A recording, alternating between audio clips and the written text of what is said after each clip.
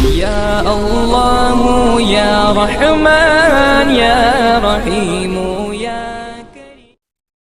الحمد للہ رب العالمین والصلاة والسلام علی سید المرسلین محمد وعلی آلہ واصحابہ اجمعین، اما بعد۔ اعوذ باللہ من الشیطان الرجیم، بسم اللہ الرحمن الرحیم۔ یا ایہا الذین آمنوا کتب علیکم الصیام کما کتب علی الذین من قبلکم لعلکم تتقون۔ صدق اللہ العظیم۔ وقال النبی صلی اللہ علیہ وسلم من صام رمضان ایمانا واحتسابا غفر له ما تقدم من ذنبه او کما قال علیہ الصلاۃ والسلام۔ میرے محترم بزرگوں اور عزیزوں، گزشتہ ہفتے اس عنوان پر گفتگو ہوئی تھی کہ رمضان کس طرح سے گزاریں، اپنے رمضان کامیاب کیسے بنائیں، اور آج ارادہ اس بات کا ہے کہ اللہ تعالیٰ اس روزے کے ذریعے ہم سے کیا چاہتے ہیں، روزہ رکھوانے کا مقصد کیا ہے۔ اللہ تعالیٰ سے دعا کریں کہ اللہ تعالیٰ مجھے صحیح کہنے کی اور ہم سب کو ان باتوں پر عمل کرنے کی توفیق عطا فرمائے۔ میں نے آپ حضرات کے سامنے قرآن کریم کی ایک آیت تلاوت کی ہے جس کے اندر اللہ تعالیٰ نے بتلایا، اے ایمان والوں، تم پر روزے فرض کیے گئے جس طرح تم سے پہلی امتوں پر فرض کیے گئے تھے، لعلکم تتقون، تاکہ تم متقی بن جاؤ، پرہیزگار بن جاؤ۔ اللہ تعالیٰ نے اس آیت کے اندر یہ بتلایا کہ ہم نے صرف تم ہی پر روزے فرض نہیں کیے، کہیں ایسا نہ ہو کہ تم اپنے لیے اس کو کیا سمجھو، بوجھ سمجھو، مشکل سمجھو۔ یار ہر سال ایک مہینے کا بڑا مسئلہ ہے، روزگار بھی ڈسٹرب ہوتا ہے، کھانے پینے کا ٹائم ٹیبل بھی ڈسٹرب ہوتا ہے، اسی طرح سے اور سارے دنیاوی جو نظام ہے نا ان میں بڑا فرق دیکھنے کو ملتا ہے۔ یہ تو ایک پریشانی والی چیز ہمارے لیے آ گئی۔ تو فرمایا ایسا نہیں ہے کہ صرف تم ہی کو یہ روزے دیے گئے ہیں، بلکہ تم سے پہلے جتنی امتیں گزری ہیں ان کو بھی ہم نے روزوں کا فریضہ دیا ہے۔ کس امت کو کتنے روزے دیے، کس طرح کے دیے، کیسا روزہ ہوا کرتا تھا، کب سے کب تک ہوا کرتا تھا، یہ ڈیٹیل کا موقع نہیں ہے۔ بس اتنا بتلانا مقصود ہے کہ تم انوکھے لوگ ایسے نہیں ہو جن کو روزے دیے جا رہے ہیں، بلکہ تم سے پہلے کی جو امتیں گزری ہیں ان کو بھی روزے دیے گئے ہیں۔ بتلانے کا مقصد یہ ہے کہ جب کوئی کام کوئی اور بھی کرتا ہے نا تو دوسرے کے لیے کرنا آسان ہو جاتا ہے۔ آ رہی بات سمجھ میں؟ ایک کام جو کسی انسان کو بڑا بھاری معلوم ہو رہا ہو، مشکل لگ رہا ہو کہ یار میں اس کام کو کیسے کروں گا، تو اس سے یہ کہا جائے کہ جو کام تم کر رہے ہو کوئی اتنا مشکل نہیں ہے، فلاں بھی کر رہا ہے نا، تو اس کے لیے وہ کام کرنا کیا ہو جاتا ہے، آسان ہو جاتا ہے۔ مان کے چلیں کہ کوئی 8ویں کلاس کا بچہ یہ کہے کہ میں اس بار جو ہے 8ویں کلاس بورڈ میں ہو گئی ہے، بورڈ کر دیا، بورڈ سے اس کو جوڑ دیا ہے، تو میں کیسے ایگزام دوں گا، کیا کروں گا۔ اس کو تسلی دینے کے لیے گھر والے یہ کہیں کہ تم اکیلے 8ویں کے بچے نہیں، بلکہ پورے اسٹیٹ میں اور لگ بھگ انڈیا لیول پر جتنے لوگ 8ویں کلاس میں ہیں وہ سبھی کیا دیں گے، بورڈ کا ایگزام دیں گے۔ تو اس بچے کے لیے وہ مشکل کیا ہو جائے گی، آسان ہو جائے گی۔ تو اسی طرح اللہ تعالیٰ نے اس روزے کے بارے میں یہ بتلایا کہ تم اکیلے ایسے نہیں ہو کہ تمہیں روزے دیے جا رہے ہیں، بلکہ تم سے پہلے لوگوں کو بھی دیا گیا تاکہ تمہارے لیے یہ روزے رکھنا کیا ہو جائیں، آسان ہو جائے۔ آیت کے اگلے ٹکڑے میں اللہ تعالیٰ نے روزے کا مقصد بتلایا کہ ان روزے رکھوانے سے ہمارا کوئی فائدہ نہیں ہے، ان روزے رکھ لینے سے ہماری عزت میں کوئی اضافہ ہونے والا نہیں ہے، بلکہ ان روزوں کے ذریعے تمہارا ہی فائدہ ہے۔ اور تمہارا فائدہ کیا ہے کہ ہم تمہیں روزے رکھوا کر کے متقی بنانا چاہتے ہیں، پرہیزگار بنانا چاہتے ہیں، جو کہ انسانیت کا تقاضا ہے اور شریعت کی منشا ہے۔ بھئی انسان تو ایک اشرف المخلوقات ہے نا، اللہ تعالیٰ نے بے شمار مخلوقات پیدا کی ہیں، جن کی گنتی کبھی کبھار 18,000 مخلوقات سے بیان کی جاتی ہے۔ ان میں سب سے زیادہ مشرف اللہ تعالیٰ نے کس کو بنایا؟ انسان کو بنایا۔ جب انسان کو بنایا تو اس انسان میں انسانیت بھی تو ہونا چاہیے نا، اور یہ انسان جس نے اس کو اشرف المخلوقات بنایا اس کے تابع بھی تو چلنا چاہیے نا۔ اگر یہ انسان اللہ تعالیٰ کے تابع نہ چلے، اپنے خالق اور مالک کے تابع نہ چلے، تو پھر جانوروں میں انسان میں فرق کیا رہ جائے گا؟ تو انسانیت کا تقاضا بھی یہ ہے اور شریعت کا تقاضا بھی یہ ہے، اللہ کی منشا بھی یہ ہے کہ انسان کیا بنے؟ متقی بنے، پرہیزگار بنے۔ اللہ تعالیٰ دیکھنا چاہتے ہیں انسان کو، اور دیکھیں انسان دنیا میں چاہے کتنا ہی ارب پتی کیوں نہ ہو، کروڑ پتی کیوں نہ ہو، کتنا ہی خوبصورت کیوں نہ ہو، دنیا کے جتنے بھی عیش و عشرت کے سامان ہیں سب اس کے پاس مہیا ہوں، دنیا کا نمبر 1 کا جو ہے نا دولت والا ہوگا، اللہ تعالیٰ کے وہاں اس کی کوئی ویلیو نہیں۔ ویلیو اللہ تبارک و تعالیٰ کے وہاں متقی کی ہے۔ کس کی ہے؟ متقی کی ہے۔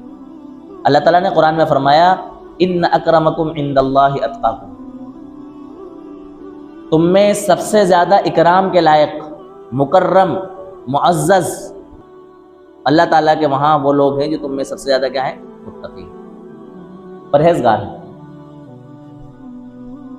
اسی طرح ایک حدیث میں اللہ کے رسول صلی اللہ علیہ وسلم نے فرمایا حجۃ الوداع کے موقع پر، کسی عربی کو کسی عجمی پر اور کسی عجمی کو کسی عربی پر کوئی فضیلت حاصل نہیں ہے، کسی کالے کو گورے پر اور گورے کو کالے پر کوئی فضیلت حاصل نہیں ہے۔ تم میں سے کسی کو جو کچھ بھی فضیلت حاصل ہے وہ کس کی بنیاد پر ہے؟ تقوی کی بنیاد پر۔ کائے کی بنیاد پر ہے؟ تقوی کی بنیاد پر۔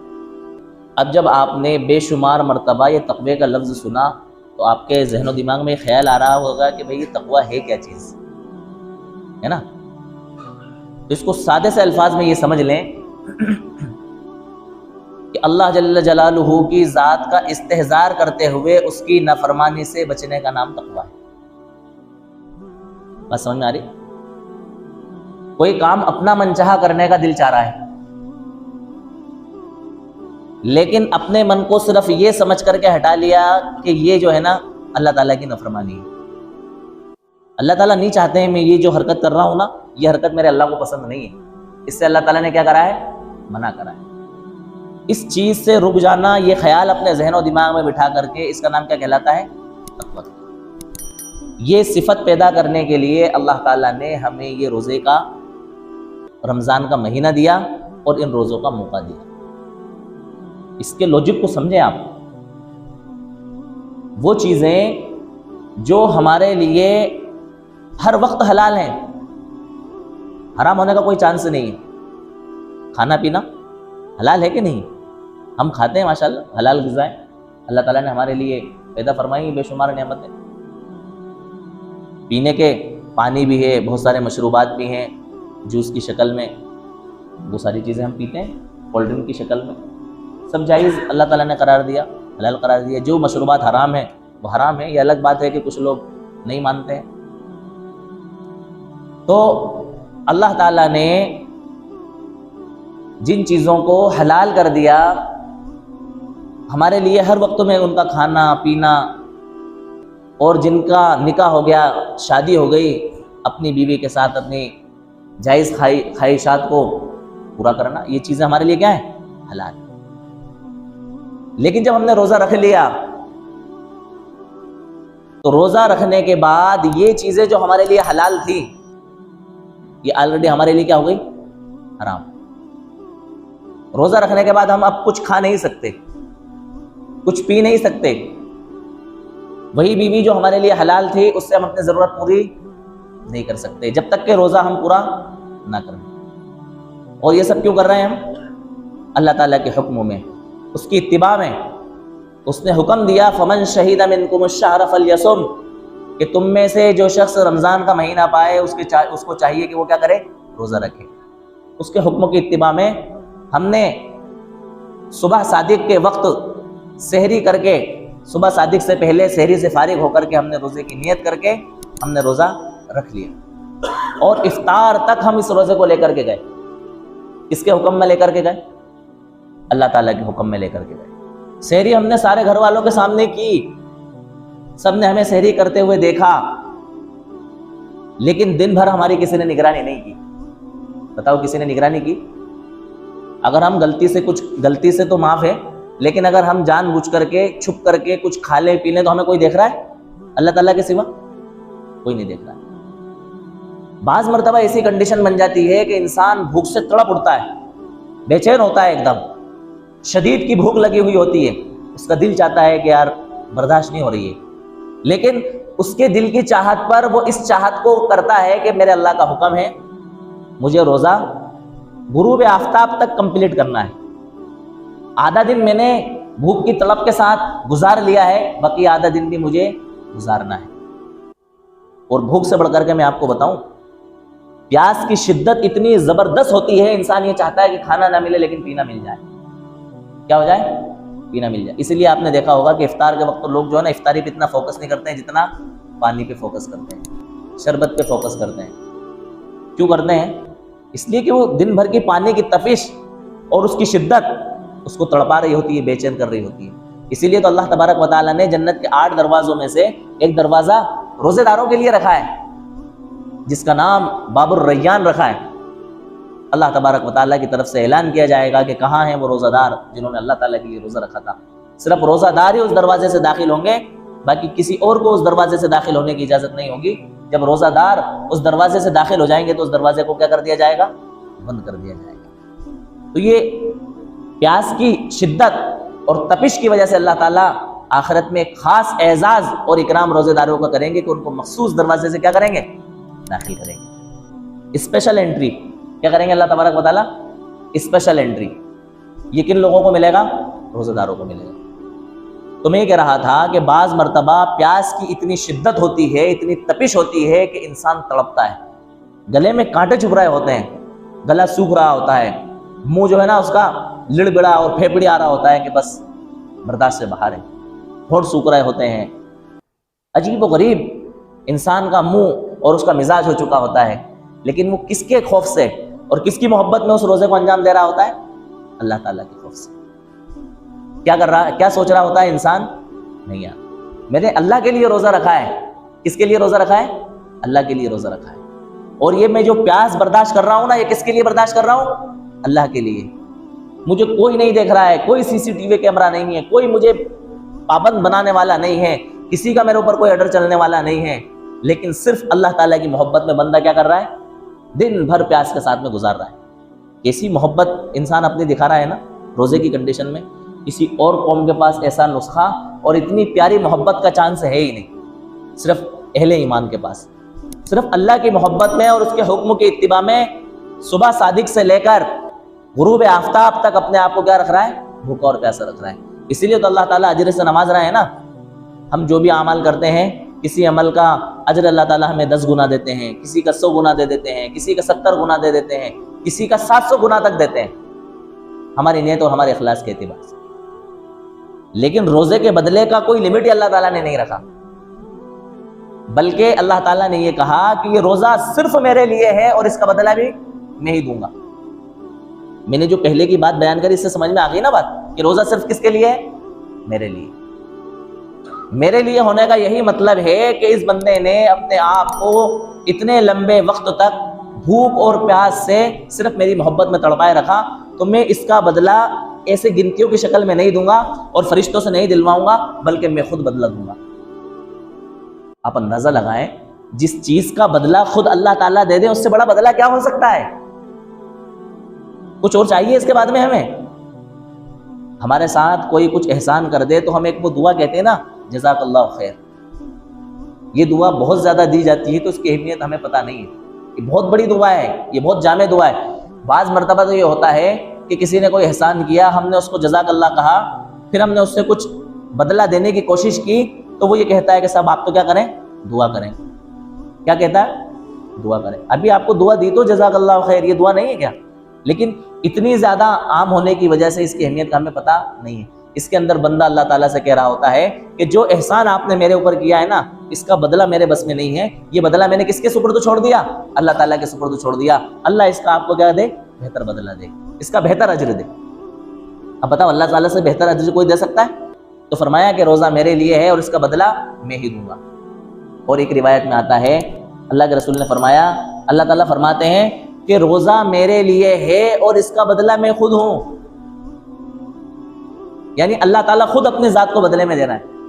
قربان جائے اللہ تبارک و تعالیٰ کو، کیسا اللہ تبارک و تعالیٰ اپنے بندوں کو جو ہے نا مہربانیوں سے نوازنا چاہتے ہیں۔ اس کو ایک مثال سے سمجھیں۔ ایک مرتبہ محمود غزنوی نے اپنے جو غلام تھے نا، ان غلاموں سے کہا کہ بھئی یہ تمہارے سامنے میں نے ہیرے جواہرات بکھیر دیے، ان میں سے جس کے جتنے پلے پڑ جائیں اتنے لوٹ لو۔ بکھیر دیے اور بکھیر کے آگے گھوڑے پر سوار ہو کر کے آگے چلے گئے۔ ان کا ایک مشہور غلام تھا جس کا نام تھا ایاز۔ کیا نام تھا؟ وہ ان ہیرے جواہرات پر نہیں لپکا اور ان ہیرے جواہرات کو اس نے لوٹنے کی کوشش ہی نہیں کی، بلکہ وہ بھی اپنے آقا کے پیچھے پیچھے پیچھے پیچھے چل دیے۔ کچھ دور جانے کے بعد جب محمود غزنوی کی پیچھے کی طرف نظر پڑی تو دیکھا کہ ایاز تو میرے پیچھے۔ تو محمود غزنوی نے کہا، ایاز کیا بات ہے، بڑے بد نصیب انسان ہو، سارے غلام جو ہے ہیرے جواہرات لوٹنے میں لگ گئے اور تم نے اتنے قیمتی ہیرے جواہرات چھوڑ کر کے ہمارے پیچھے چل پڑے۔ تو محمود غزنوی کے غلام ایاز نے جو جواب دیا نا وہ قابل تعریف ہے۔ یہ بات سمجھانے کے لیے میں نے یہ واقعہ ذکر کیا۔ فرمایا، حضرت مجھے ہیرے نہیں چاہیے، ہیرو والا چاہیے۔ کیا چاہیے؟ ہیرو والا چاہیے۔ جن کو ہیرے چاہیے تھے وہ ہیرے لوٹنے میں لگ گئے، مجھے ہیرو والا چاہیے تھا، اس لیے میں ہیرے والے کے پیچھے آ گیا۔ تو ہمیں جنت نہیں چاہیے، ہمیں جنت والا چاہیے۔ کیا چاہیے؟ جنت والا چاہیے۔ ہمیں حوریں نہیں چاہیے، حوروں والا چاہیے۔ ہمیں غلمان نہیں چاہیے، غلمان والا چاہیے۔ بات سمجھ میں آ رہی نا؟ تو اللہ تعالیٰ نے فرمایا کہ روزہ میرے لیے ہے اور اس کا بدلہ میں خود ہوں۔ اللہ تبارک و تعالیٰ یہ کب نوازتے ہیں؟ ان انعامات سے۔ آپ کو سننے کے بعد میں لگا کہ یار بڑا پیارا سودا اللہ تبارک و تعالیٰ کی طرف سے، جبکہ ہم روزے کو روزے کے ڈھنگ میں اور اس کے طریقے پر رکھیں، روزے کو روزے کی حقیقت کے ساتھ اور روزے کا جو حق ہے نا اس حق کے ساتھ ہم انجام دیں تو اللہ تبارک و تعالیٰ کی طرف سے انعامات ملتے ہیں۔ روزے کا کیا حق ہے؟ ایک حق تو ہمیں معلوم ہی ہے جو ہم کرتے ہیں کہ صبح سے لے کر کے شام تک، یعنی کہ طلوع آفتاب سے لے کر غروب آفتاب تک ہم اپنے آپ کو کھانے پینے اور اپنی بیویوں سے اپنی جائز خواہشات کو پورا کرنے سے روکے رکھتے ہیں۔ یہ بالکل ہم انجام دیتے ہیں اور اسی کا نام روزہ رکھنا ہے۔ اصل حق یہ ہے کہ انسان اپنے آپ کو ٹوٹل منکرات سے روک دے۔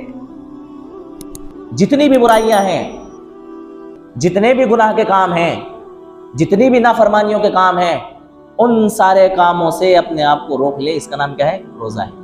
اسی کی ٹریننگ کے لیے اللہ تبارک و تعالیٰ نے رمضان کا مہینہ دیا اور اسی کی پریکٹس کے لیے اور اسی کے لیے گویا کہ ورک شاپ کے طور پر اللہ تعالیٰ نے ان روزوں کا تحفہ ہمیں عطا فرمایا ہے۔ یہ تو عجیب بات ہے کہ انسان وہ حلال چیزیں جو اس کے لیے حلال تھی، کھانا پینا، اپنی بیویوں سے ملاقات کرنا، ان سے تو اس نے اپنے آپ کو روک لیا، لیکن جو چیزیں سال کے 12 مہینے میں، مہینے کے 30 دنوں میں اور دن رات کے 24 گھنٹوں کے اندر حرام تھی، ان حرام چیزوں کو انسان رمضان کے مہینے میں بھی کر رہا ہے اور روزے کی حالت میں بھی کر رہا ہے۔ یہ تو بڑی تعجب والی بات ہے۔ یہ کیسے ہو سکتا ہے کہ جو چیزیں حلال ہیں ان حلال چیزوں کو ہم نے روزہ رکھ کر کے اپنے اوپر کیا کر لیا؟ حرام کر لیا، لیکن جو چیزیں آلریڈی پہلے سے حرام ہیں وہ چیزیں آج بھی ہمارے لیے حلال ہیں۔ اس سے بڑی افسوس کی اور تعجب کی بات کیا ہے؟ غیبت کرنا ہر حال میں حرام ہے، لیکن وہ رمضان میں بھی ہو رہی ہے۔ بد نظری کرنا، آنکھوں کا گناہ کرنا، غیر محرم عورتوں کو آنکھوں سے دیکھنا ہر وقت حرام ہے، وہ رمضان میں بھی ہو رہا ہے، روزے کی حالت میں بھی ہو رہا ہے۔ تو کار کرنا، لڑائی جھگڑا کرنا، فتنہ اور فساد کرنا، گالی گلوچ کرنا، غصہ کرنا، کینہ اور حسد رکھنا، منکرات چیزوں کا اور بےہودہ چیزوں کا موبائل کے اندر دیکھنا، اور جو بھی چیزیں بیکار کی ہیں ان ساری چیزوں کو انجام دینا، وہ ساری چیزیں رمضان کے اندر بھی ہو رہی ہیں۔ یقین رکھیں یہ ساری چیزیں ہمارے روزے کے مقصد کو کیا کر رہی ہیں؟ ختم کر رہی ہیں، ہمارے روزے کی روح کو اور اس کی جان کو ختم کر رہی ہیں، ہمارے روزے کو اندر سے کھوکھلا بنا رہی ہیں۔ کیا بنا رہی ہیں؟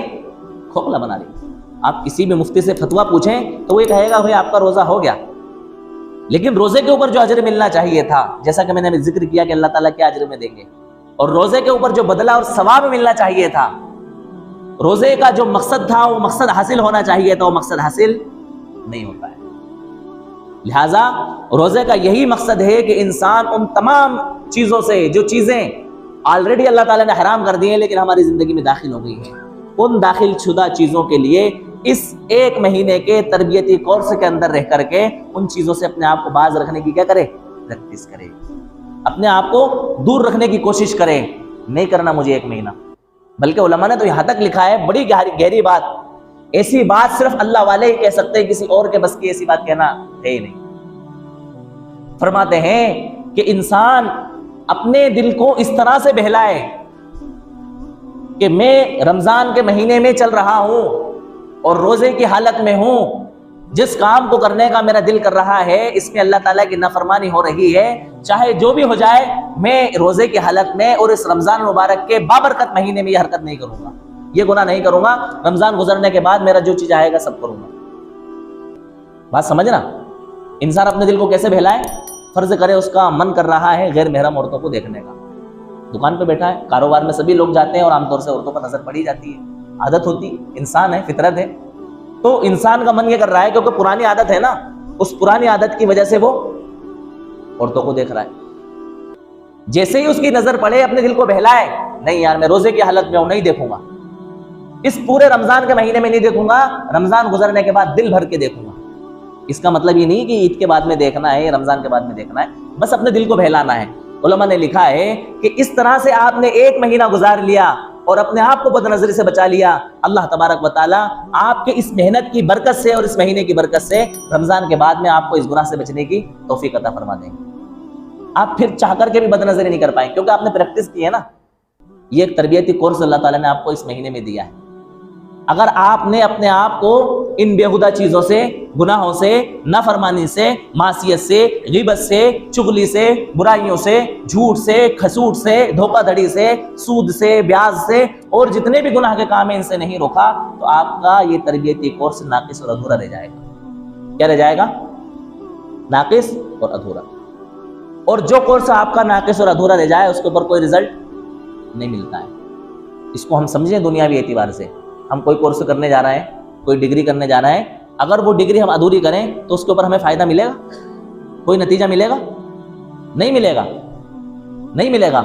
اسکولوں کا جو کورس ہوتا ہے وہ کورس اگر ادھورا پڑھایا جائے اور پیپر پورے کورس کا آ جائے تو بتاؤ بچے کامیاب ہوں گے؟ بتاؤ نا، آپ میرے ساتھ بولیے، تھوڑا سا منہ سے بولیں، تھوڑا سا لگے، نہیں تو لوگ یہ سمجھیں گے کہ شاید اکیلے ویڈیو بن رہی ہے اور مولانا صاحب دیے جا رہا ہے دھنا دھن۔ تو اس لیے آپ تھوڑا سا بول تو دیں، مجھے بھی لگے گا اور لوگوں کو بھی لگے گا کچھ سامنے بیٹھے ہیں۔ ایک بار اور میں ریپیٹ کر رہا ہوں تاکہ آپ بولیں۔ مجھے یہ بتائیں کہ اسکول کا کورس جو ہے پڑھانے والے ٹیچر آدھا کورس پڑھائیں اور پیپر پورے کورس کے آ جائیں تو بچے کامیاب ہوں گے؟ نہیں ہوں گے نا۔ کیوں نہیں ہوں گے؟ اس لیے کہ کورس مکمل نہیں ہوا اور پیپر کا ایک آیا، پورے کورس کا آیا۔ تو اللہ تبارک و تعالیٰ نے ہمیں یہ تربیتی کورس دیا ہے، اس تربیتی کورس میں ہم نے آدھا کورس کیا اور آدھا کورس نہیں کیا، آدھے میں اپنی منمانی کر لی، تو بتاؤ ہم کامیاب ہوں گے؟ روزے کے اوپر جو ہمیں فائدہ ملنا چاہیے تو وہ ملے گا؟ روزے کے اوپر جو اجر ملنا چاہیے تو وہ ملے گا؟ تو ایسے بھوکے پیاسے رہنے سے ہمارا کیا فائدہ؟ بتائیے آپ۔ حدیث کے اندر اللہ تبارک و تعالیٰ، اللہ کے رسول صلی اللہ علیہ وسلم نے فرمایا، اللہ تبارک و تعالیٰ نے فرمایا کہ جو شخص روزہ دار ہونے کی حالت میں بھی جھوٹ نہ چھوڑے اور برے اعمال نہ چھوڑے تو اللہ تعالیٰ کو اس کی کوئی ضرورت نہیں ہے کہ وہ اپنا کھانا پینا چھوڑ دے۔ بات سمجھ میں آ رہی؟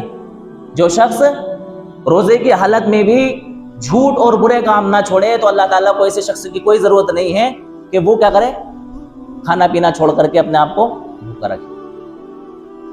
لہٰذا ہمارا بھوکا پیاسا رہنا اسی وقت کامیاب ہوگا جب کہ ہم اللہ تبارک و تعالیٰ کی نافرمانی سے بچا کر کے اس کی فرما برداری کے مطابق کیا کریں، زندگی گزاریں۔ کیا کریں؟ زندگی گزاریں۔ یہ روزہ کوئی چھوٹی موٹی اہمیت والی چیز تھوڑی ہے، یہ تو بڑے اجر والی چیز ہے۔ دیکھو انسان جو ہے نا، انسان 4 باتوں کی وجہ سے انسان کے منہ میں بو پیدا ہو جاتی ہے۔ انسان سو کر کے اٹھے تو عجیب سی اسمیل اس کے منہ سے آتی ہے کیونکہ منہ بند تھا نا۔ انسان کوئی میٹھی چیز کھا لے تو بھی اس کے منہ میں بو پیدا ہو جاتی ہے۔ انسان بہت دیر خاموش رہ جائے تو بھی اس کے منہ میں کیا ہو جاتی ہے، بو پیدا ہو جاتی ہے۔ انسان بہت زیادہ بولے تو بھی اس کے منہ میں کیا ہو جاتی ہے، بو پیدا ہو جاتی ہے۔ اسی طرح سے روزے کی حالت میں بھی انسان کے منہ میں کیا ہو جاتی ہے، ایک طرح کی بو پیدا ہو جاتی ہے۔ اللہ کی قسم، اللہ تعالیٰ کو ہمارے منہ کی یہ بو مشک کی خوشبو سے زیادہ پسند ہے۔ کائے سے زیادہ؟ دنیا کی سب سے زیادہ اسپیشل اور سب سے زیادہ مہنگی خوشبو اگر کوئی ہے تو وہ کیا ہے، مشک ہے۔ اصلی مشک تو دیکھنے میں ہی نہیں آتا ہے۔ یہ جو مشک کی خوشبو ہے نا، اس مشک کی خوشبو سے بھی زیادہ ہمارے منہ کی بو اللہ تعالیٰ کو پسند ہے۔ ہمارے بچوں کو ہماری منہ کی بدبو پسند نہیں آتی ہے، ہماری بیویوں کو پسند نہیں آئے گی، اور ہمارے اڑوس پڑوس والوں کو پسند نہیں آئے گی۔ جو ہم سے کتنی محبت کرتا ہو اس کے باوجود بھی وہ کسی طرح سے کراہیت کا کیا کر دے گا، اظہار کر دے گا۔ لیکن اللہ تعالیٰ کو ہمارے منہ کی بو کیا ہے، مشک سے زیادہ پسند ہے۔ اور فرمایا کہ یہ روزہ کل قیامت کے دن اللہ تعالیٰ سے روزے داروں کے لیے سفارش کرے گا کہ اللہ اس روزے دار کو آپ معاف کر دیجئے، اس لیے کہ اس روزے دار نے آپ کی محبت میں اپنے آپ کو دن بھر بھوکا پیاسا رکھا۔ تو یہ جو روزہ سفارش کرے گا نا، یہ سفارش انہی لوگوں کو نصیب ہوگی صرف جو دن میں بھوکا پیاسا نہیں رہے، بلکہ روزے کی جو منشا ہے نا، اس منشا کے مطابق وہ اپنے آپ کو ڈھالتے رہے۔ ہر طرح کے گناہوں سے انہوں نے اپنے آپ کو بچایا، غیبت سے بچایا، چغلی سے بچایا، بیہودہ باتوں سے بچایا، فحش چیزوں سے بچایا۔ آج کل تو موبائل جو ہے نا، ہم نے سوچا کہ ہم کوئی دینی بات ہی سن لیں، تو دینی بات سننے میں ایسی بات آ گئی کہ اس کو ہم نے نہ چاہتے ہوئے بھی دیکھ لی۔ یہ فتنوں کا دور ہے۔ اس فتنوں کے دور میں ہمیں کسی فتنے کو جھانکنا بھی نہیں ہے۔ بات سمجھ میں آ رہی؟ دیکھا کہ ٹائٹل ایسا لگا ہوا ہے اور اس چیز کو ہم نے کلک کر دیا، پتہ چلا کہ وہ بیہودہ چیز ہے۔ ہم نے اس کی وجہ سے اپنی نیکیوں کو ضائع کر لیا اور اپنے روزے کی روح کو ختم کر دیا۔ اس کو جھانکنا بھی نہیں ہے کہ دیکھے تو صحیح کیا ہے۔ فرمایا کہ قرب قیامت میں جو شخص فتنے کو یہ سوچ کر کے جھانک لے گا کہ میں دیکھوں تو صحیح کیا ہو رہا ہے، تو وہ خود بھی اس فتنے میں مبتلا ہو جائے گا۔ لہٰذا ہمیں اپنے آپ کو اس فتنے میں مبتلا ہونے سے بچانے کے لیے اس فتنے کو جھانکنا بھی نہیں۔ اور ایک خاص خیال ہمیں جو روزے کی حالت میں رکھنا ہے وہ یہ ہے کہ اپنے غصے پر کنٹرول رکھنا ہے، قابو رکھنا ہے۔ انسان کا مزاج ہے، جب انسان بھوکا ہوتا ہے نا تو اس میں چڑچڑاپن پیدا ہو جاتا ہے، اور چڑچڑے پن کی وجہ سے اس کے اندر غصے کی کیفیت پیدا ہو جاتی ہے۔ تو فرمایا کہ ہمیں اپنے غصے پر قابو رکھنا ہے۔ کیا رکھنا ہے؟ غصے پر قابو رکھنا ہے۔ اور غصے کے ذریعے جتنی چیزیں وجود میں آ سکتی ہیں، لڑائی جھگڑا، گالی گلوچ، تو کار اور چلا چوٹ، شور و غل، چلا پکار، جو کچھ بھی ہو سکتا ہے ان چیزوں سے اپنے آپ کو کیا کرنا ہے؟ محفوظ رکھنا ہے۔ حدیث پاک کے اندر آتا ہے کہ جب کسی شخص کا روزہ ہو اور اس سے کوئی لڑائی جھگڑا کرے تو اس کو یہ چاہیے اس سے یہ کہہ دے کہ میرا روزہ ہے۔ کیا ہے؟ میرا روزہ ہے۔ اس کے ذریعے وہ یہ کہنا چاہتا ہے کہ میں اس کنڈیشن میں نہیں ہوں کہ آپ کی زبان کا جواب میں زبان سے دے سکوں اور آپ کے ہاتھ کا جواب آپ کے ہاتھ سے دے سکوں۔ میں اس منڈ میں ہوں ہی نہیں کہ نہ تو آپ سے زبان سے لڑائی کر سکوں اور نہ ہی میں ہاتھ سے لڑائی کر سکوں۔ میرا روزہ ہے، میں اپنا روزہ ضائع کرنا نہیں چاہتا ہوں، میں اپنے روزے کی روح کو ختم کرنا نہیں چاہتا ہوں، میں اپنا اجر و ثواب بیکار کرنا نہیں چاہتا ہوں۔ لہٰذا اگر ہم یہ چاہتے ہیں کہ روزے کا جو مقصد ہے وہ مقصد ہمیں حاصل ہو جائے اور روزے کے ذریعے اللہ تبارک و تعالیٰ جو تربیت ہماری چاہتے ہیں وہ تربیت ہماری حاصل ہو جائے، اللہ کی قسم اس ایک مہینے میں ہم روزے کی منشا کے مطابق روزے کی چاہت کے مطابق اپنے آپ کو ڈھال کر کے دیکھیں، بقیہ 11 مہینے ہمارے اسی حساب سے کیا ہو جائیں گے؟ گزر جائیں گے۔ گناہ کوئی اچھی چیز تھوڑی ہے، گناہ چھوڑنا تو بہت آسان ہے، انسان عہد تو کرے، ایک اپنے آپ کے لیے کوشش تو کرے کہ مجھے یہ کرنا ہے۔ انسان کے بس سے باہر کوئی چیز نہیں ہے، انسان کو اللہ تعالیٰ نے اس کے بس سے زیادہ کا مکلف بھی نہیں بنایا ہے۔ لا یکلف اللہ نفسا الا وسعها، ہر وہ کام جو انسان کر سکتا ہے اسی کے کرنے کا اللہ تعالیٰ نے حکم دیا ہے، اور جس کام کو انسان نہیں کر سکتا اس کام کے کرنے کا اللہ تعالیٰ نے انسان کو مکلف نہیں بنایا ہے۔ لہٰذا انسان یہ کوشش کرے کہ مجھے کوئی گناہ کسی بھی طرح کا نہیں کرنا ہے، جیسے ہی گناہ ہونے کی کنڈیشن آئے یا اس طرف دلی رجحان جائے، فوراً اپنے دل کو سمجھائے اور منع کرے کہ میرے اللہ کا حکم ہے، مجھے یہ کام نہیں کرنا ہے۔ دیکھو اتنی سمجھ تو اللہ تعالیٰ نے ہر ایک میں دی ہے کہ وہ اچھا برا سمجھتا ہے، جو چیز بری لگے اس سے اپنے آپ کو روک لے، بس یہی گناہ سے بچنے کی کیا ہے؟ ڈیفینیشن ہے۔ جو چیز دل کو لگے کہ نہیں یہ غلط ہے، جس کے اوپر آپ کا دل ملامت کرے، آپ کا دل روکے۔ دیکھو ہمارا نفس جو ہے نا، وہ ہمیں کسی برے کام کرتے وقت سب سے پہلے ہمیں جو ہے نا ہمارے ضمیر کو جگاتا ہے اور ہمیں یہ کہتا ہے کہ نہیں یہ کام غلط ہے، اس سے باز آ جا، رک جا اس کام سے، اس چیز سے رک جا۔ انسان اگر رک جاتا ہے تو اس سے بچ جاتا ہے، اور نہیں رکتا ہے تو پھر انسان کا وہ نفس ہے نا دھیرے دھیرے اس کو ملامت کرنے بھی کیا کر دیتا ہے؟ بند کر دیتا ہے۔ اس لیے اول پہلا میں جب کبھی ہمارا کسی گناہ کی طرف میلان ہو، ہمارا ضمیر ہمیں ملامت کرے، ہم فوراً اس چیز سے کیا کر لیں؟ اپنے آپ کو روک لیں۔ یہی اس روزے کا تقاضا ہے، یہی اس روزے کی منشا ہے، اور اللہ تبارک و تعالیٰ یہ روزے رکھوا کر کے یہی ہم سے چاہتے ہیں جو کہ اللہ تعالیٰ کا کیا ہے؟ مطالبہ ہے، اور یہی روزے کا مطالبہ ہے کہ تم کیا بن جاؤ؟ متقی بن جاؤ، پرہیزگار بن جاؤ۔ دیکھو دوا کے ساتھ ساتھ پرہیز ضروری ہے، بغیر پرہیز کے دوا کام نہیں کرتی ہے۔ اسی طرح سے روزے کے ساتھ ساتھ اس روزے کی منشا کے لیے جن چیزوں سے میں نے پرہیز بتایا ان چیزوں سے بچنا کیا ہے؟ ضروری ہے۔ تو ہی اس روزے کے فوائد ہمیں حاصل ہوں گے، اس کے ثمرات حاصل ہوں گے، تقوی کی وہ صفت حاصل ہوگی جو اللہ تبارک و تعالیٰ چاہتے ہیں۔ اور پھر کیا ملے گا میں آپ کو بتا دوں، جو انسان متقی بن جاتا ہے نا، وہ اللہ تعالیٰ کا دوست بن جاتا ہے، اللہ تعالیٰ کا ولی بن جاتا ہے، اللہ تعالیٰ کا قریبی بن جاتا ہے۔ اللہ کے رسول صلی اللہ علیہ وسلم نے فرمایا کہ جو شخص میرے کسی ولی کو ستائے گا، اللہ تبارک و تعالیٰ کی طرف سے اس کے لیے جنت کا اعلان ہے۔ بتائیں آپ، اگر آپ متقی بن گئے اس رمضان کے مہینے میں، آپ نے اپنے آپ کو روزوں کے ذریعے متقی بنا لیا، تو آپ کس کے دوستوں بن گئے؟ اللہ تعالیٰ کے دوستوں بن گئے۔ اب آپ کو اگر کوئی ستاتا ہے اس دنیا کے اندر، تو اللہ تبارک و تعالیٰ آپ کی طرف سے اس سے کیا کریں گے؟ لڑائی لڑیں گے۔ اب بتاؤ، جس کے لیے اللہ تعالیٰ لڑائی لڑے اس کو کسی پاورفل طاقت کی ضرورت ہے؟ کسی سپر پاور طاقت کی ضرورت ہے؟ نہیں۔ اللہ تبارک و تعالیٰ ہم سب کو اس روزے کے مقصد کو سمجھنے کی توفیق عطا فرمائے۔ وآخر دعوانا الحمدللہ رب العالمین۔